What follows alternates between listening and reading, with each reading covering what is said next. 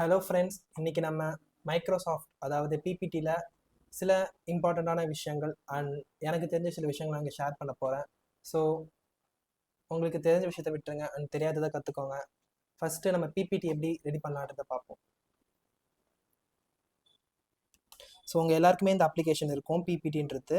அப்படி இல்லைனாலும் crack version ரொம்ப ஈஸியாகவே நம்மளுக்கு கிடைக்குது. ஸோ நம்ம அதை டவுன்லோட் பண்ணி எக்ஸ்ட்ராக்ட் பண்ணிக்கலாம். உங்களுக்கு அது வேணும்னா நான் அது இன்னொரு வீடியோ போடுறேன். பட் இப்போ நம்ம எப்படி நார்மலாக ஒரு பிளாங்க் ப்ரெசன்டேஷன் ஓப்பன் பண்ணி அண்ட் எங்களோட ரெக்குவயர்மெண்ட்ஸ் என்ன, எங்களுக்கு எப்படி வேணுன்றதை நான் சொல்கிறேன். அண்ட் எப்படி ஒரு நார்மலாக ப்ரெசன்டேஷன் ஓப்பன் பண்ணி நம்ம எப்படி அதை காப்பி பேஸ்ட்டாக இருக்கட்டும், இல்லை நம்ம எப்படி ப்ரெசன்டேஷன் ரெடி பண்ண முடியுன்றதை அங்கே பார்ப்போம். அண்ட் சில ஷார்ட் கட்ஸ் நான் எனக்கு தெரிஞ்சது உங்களுக்கு சொல்லித்தரேன். ஃபஸ்ட்டு இதுதான் நீங்கள் ஓப்பன் பண்ணும்போது இப்படி தான் இருக்கும். ஸோ நீங்கள் புதுசு ஓப்பன் பண்ணிங்கன்னா இங்கே ரீசன்ஸ் எதுவும் இருக்காது, ஜஸ்ட் ஒரு பிளாங்க் ப்ரெசன்டேஷன் மாதிரி காட்டும்.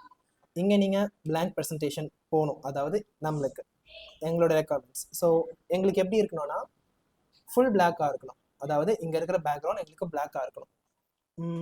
ஸோ இதெல்லாம் எல்லாத்தையும் நான் உங்களுக்கு ஒரு வாட்டி சொல்லிடுறேன். ஸோ ஃபைல் இங்கே என்னென்னு பார்த்தீங்கன்னா நம்ம ஹோம் இருக்குது அண்ட் நியூ ஃபைல் ஓப்பன் பண்ணுறது ஓப்பன். இங்கே ஓப்பன் கொடுத்தீங்கன்னா நீங்கள் இது எல்லாத்தையுமே ஓப்பன் பண்ணிக்கலாம். ஸோ உங்களோட ரீசெண்ட் டேப்ஸ், அதாவது நீங்கள் ரீசெண்ட்டில் என்னென்ன பண்ணீங்களோ அதெல்லாம் உங்களுக்கு திடீர்னு நமக்கு ஒரு காப்பி பேஸ்ட் பண்ணும். எனக்கு வேற ஒரு பிபிடி நாங்கள் ரெடி பண்ணிட்டேன். ஸோ எனக்கு அதுலேருந்து ஒரு டாபிக் நான் காப்பி பேஸ்ட் பண்ணோன்னா நம்ம இங்கே ஓப்பன் கொடுத்து இங்கே எனக்கு என்ன வேணுமோ அதை ஓப்பன் பண்ணி அதுலேருந்து காப்பி பேஸ்ட் பண்ணிக்கலாம்.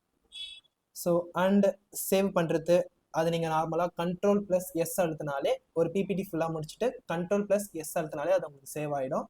ஸோ சேவ் அஸ்ன்றது நீங்கள் வந்து கடையில் போய்ட்டு லேப்டாப் வாங்குறீங்கன்னா அவங்க உங்களுக்கு மைக்ரோசாஃப்ட் போட்டு கொடுத்தாங்கன்னா அது வந்து ஃபஸ்ட் காப்பி. ஸோ காப்பின்னு சொல்ல முடியாது. ஸோ அது வந்து உங்களுக்கு லைசன்சபிளாக இருக்கும்.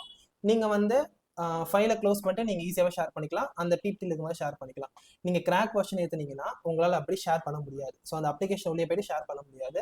அதுக்கு என்ன பண்ணலான்னா நீங்கள் ஆஸ் யூஷுவலாக சேவஸ் போயிட்டு இங்கே டாக்குமெண்ட்ஸ் இல்லை OneDrive பர்சனல் இருக்கும், இது ஜென்ரல் தான். ஸோ உங்களுக்கு இருக்கும் இது.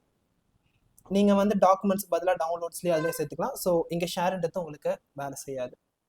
நீங்கள் வேணால் ஒரு ட்ரை பண்ணி பாருங்கள். ஸோ மேக்ஸிமம் நீங்கள் கிராக் வெர்ஷன் ஏற்றுனீங்கன்னா உங்களுக்கு இங்கே ஷேர் வேலை செய்யாது. அண்ட் திஸ் பிசியில் போயிட்டு உங்களுக்கு டவுன்லோட்ஸில் ஆட் பண்ணுமா, இல்லை டாக்குமெண்ட்ஸில் ஆட் பண்ணுமா, இல்லை நெட்ஒர்க் ஷார்ட்கட். ஸோ இதெல்லாம் உங்களோட லேப்டாப்பில் இருக்கிற உங்கள் ஃபோல்டரில் இருக்கிற டைப்ஸ் அண்ட் நேம்ஸு. ஸோ உங்கள் அதான் இது மைக் கம்ப்யூட்டரில் இருக்கிற டிவைசஸ் நேம்ஸு. ஸோ நீங்கள்லாம் இந்த ஃபோல்டர் நேம்ஸில் நீங்கள் சேவ் பண்ணி வச்சுக்கலாம்.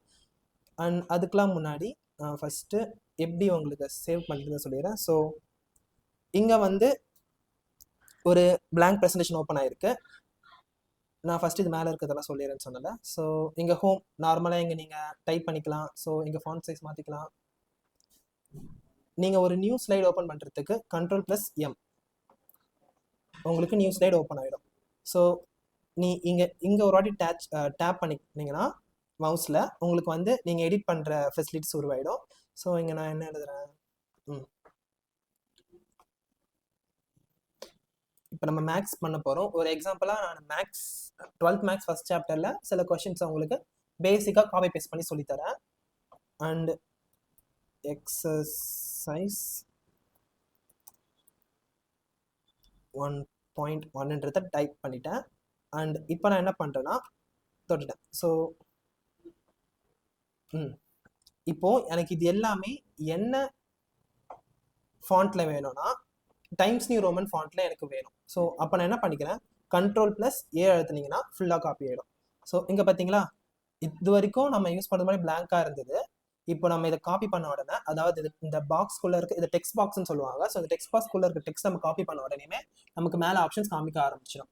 ஸோ இங்கே என்னென்னா நீங்கள் லே அவுட் மாற்றணும்னு மாற்றிக்கலாம். ஸோ நியூ ஸ்லைட் நீங்கள் எங்கே தான் தொடணும்னு இல்லை, Ctrl+M கொடுத்தாலே உங்களுக்கு நியூ ஸ்லைட் வந்துடும்.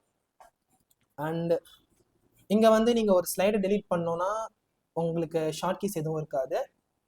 நீங்கள் இங்கே போயிட்டு அந்த ஸ்லைட் கிட்ட மவுஸை வச்சுட்டு ரைட் கிளிக் பண்ணிவிட்டு ஸோ இங்கேயே உங்களுக்கு டெலீட் ஆப்ஷன் காட்டும். நீங்கள் இது மூலிமா டெலீட் பண்ணிக்கலாம்.